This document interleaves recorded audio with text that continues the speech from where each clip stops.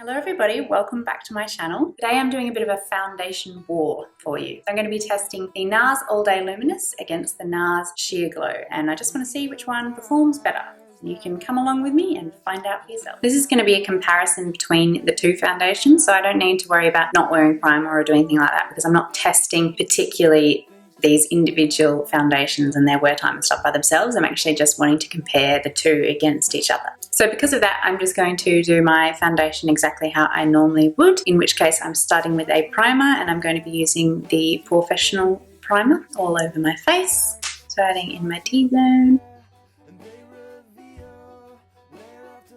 So on the right side I'm going to do the NARS Sheer Glow, and on the left side I'll be doing the NARS All Day Luminous. My right side, this side. So this side we're going in with the Sheer Glow. Just going to dot it around my face as I like to do. You guys wouldn't know that because you actually haven't seen me do foundation yet. For both sides of my face I'm going to be using my favourite foundation brush. This one's called the Powder Brush and it's by Eve Lom. It's very nice. It's just a beautiful soft kabuki. So I'm just going to start buffing this into the skin.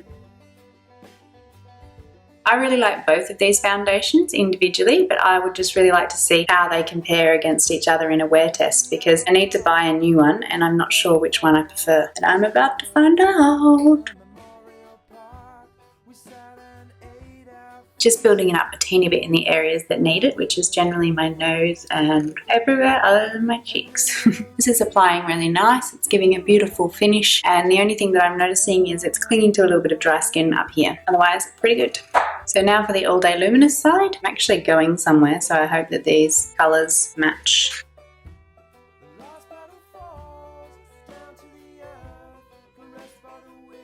So from that, I would notice initially that obviously you can see this side is much higher coverage. I may have a little bit more product on this side too accidentally because it clinged to the brush. So I'll build up the Sheer Glow side. I also feel like this side's pulling a teeny bit warmer, a fraction oranger. It's not like horrible, but it is noticeable to me. Either one would be fine for my skin's shade on its own. I just mean next door to each other, this one's a little bit warmer. So I'm just building up this side a little bit more, and I am being careful, even though I'm using the same brush, to make sure that I put enough product on the brush that the product that I'm putting on my face is the right foundation. Honest.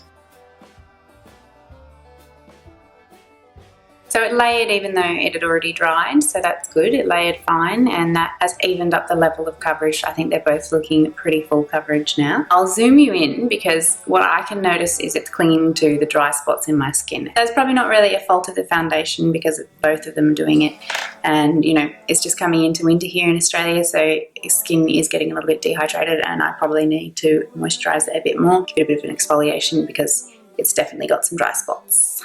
So zooming you in, I mean, this is before I set it or anything, but this is the All Day Luminous side.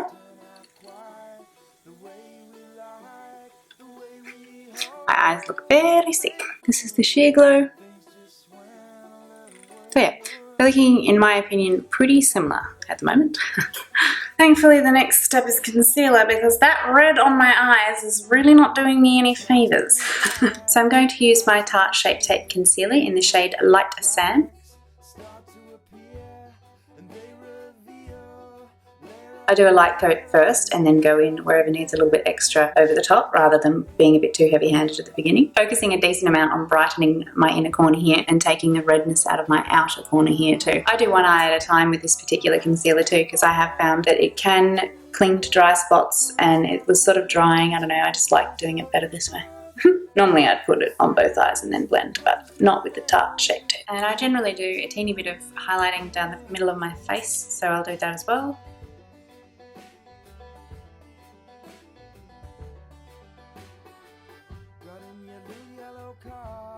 So now I'm just going to set my face with powder, and the reason I thought this would be a pretty good time to test out these foundations against each other is because I am going to be going to ballroom dancing tonight and I will be sweating a bit, so this foundation will get a really good workout. With that in mind, I set pretty heavy with powder because I do have an oily T-zone. This is just the RCMA No Colour powder and I'm using a Real Techniques sponge dry.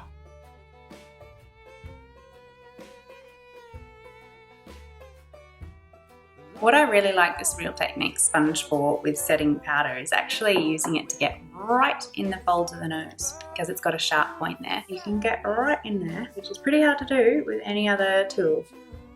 I set under my eyes last, and I always just go back over them before I set them and pick up any creasing or excess concealer. I'm just using a teeny sponge to do that. And that's really all you need to see for the foundation application. So I'm just going to finish off the rest of my makeup and then I'll come back.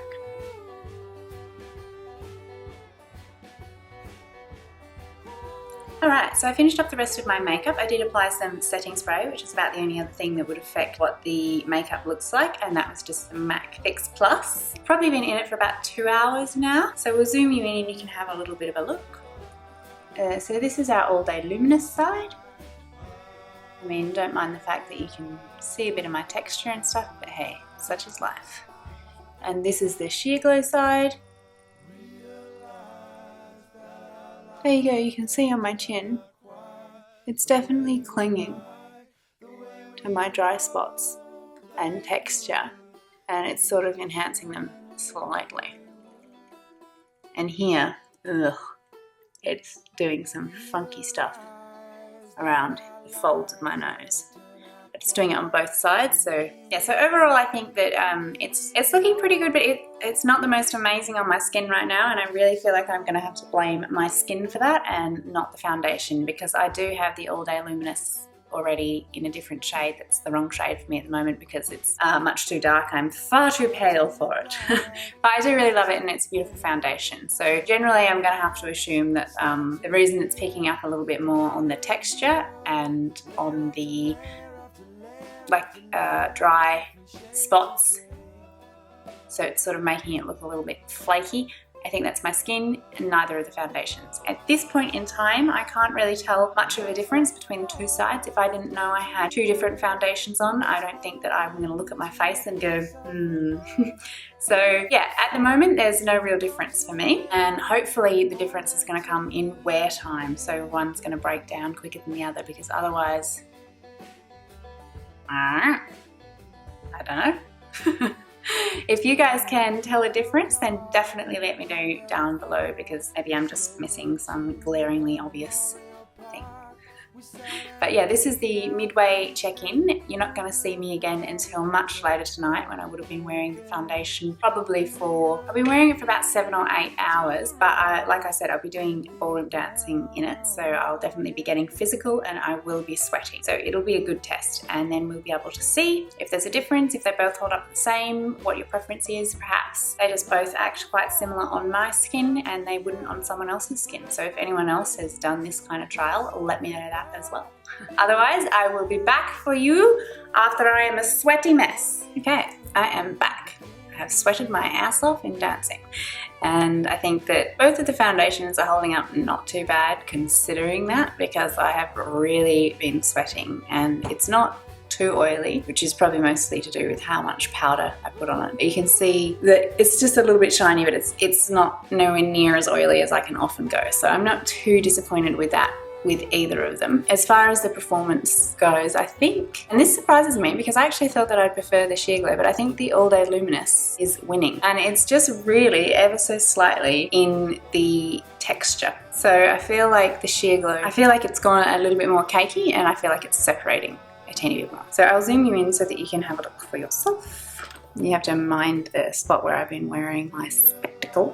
It's obviously worn off there. So it's a bit shiny here. You know, it's not looking great, but it's not too bad. It's really clinging and going cakey in there, and obviously on the sides of the nose. On the Sheer Glow side, I feel like it's just a little bit more separated here. It's just a little bit more texture coming through. It hasn't worn off, but it's sort of gone not the nicest consistency. It's still not horrible, like they're both nice, but yeah, I think from this side-by-side comparison, hopefully you can see.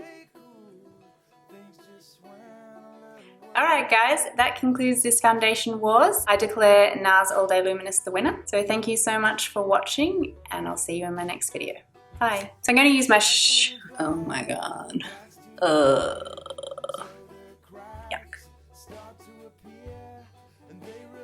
Oh, so hard. Brain work.